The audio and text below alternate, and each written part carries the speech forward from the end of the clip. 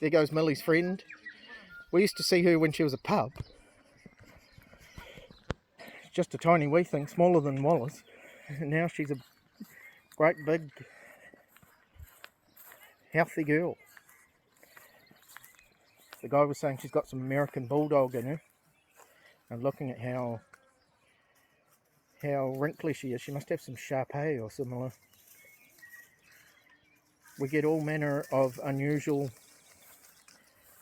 crosses here in New Zealand. People have all kinds of dogs, and a lot of people are a little bit lax about how they secure them in their yard, so we get crosses that you'd never expect.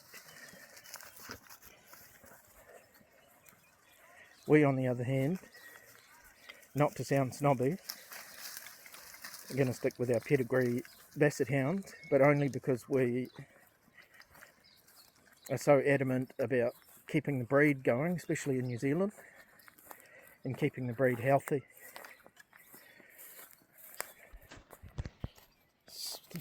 Our breeder, who's an absolute legend in Canadian and New Zealand or Australasian Basset hound breeding, he's been giving us all kinds of info about how those decisions are made around who to breed with what and when to outcross. And the issue with being in a small nation, only 5 million people here, and where Basset hounds are not very popular, is the gene pool gets a bit shallow, and that requires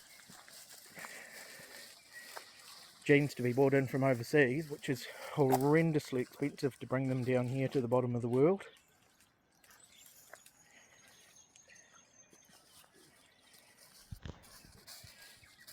But Lynn from Kenwee, where all of these guys come from, just has amazing genetics. Wallace's father was from an outcross that she brought in from Italy, I believe. His father is one of the most incredible Bassets you've ever seen. Conformance wise, he's just like a perfect dog, and he's got a beautiful nature. Angus and Millie have the same mum. Millie's father was a pretty well-known Basset, Midas. He was a really stout hound, the kind I really like. Midas isn't with us any longer, unfortunately, but he was a specimen that I've always really loved. You can see that in Millie's build, how stout he would have been.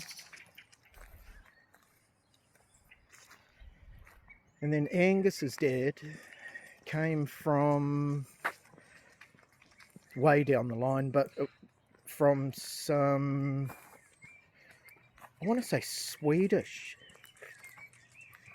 I'll have to check that, and I'll update one day. But from some very, very famous genetics that Lynn brought in probably in the early 2000s.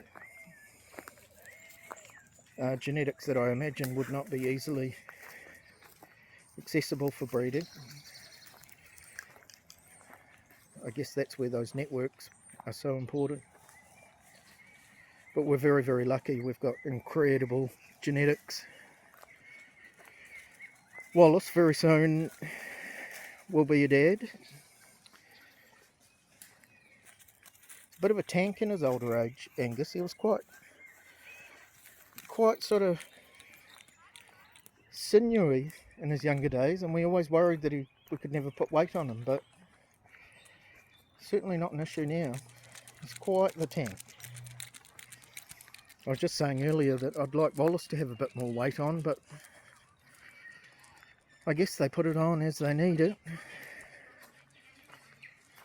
You'd never believe he was a Basset hound. You see him run.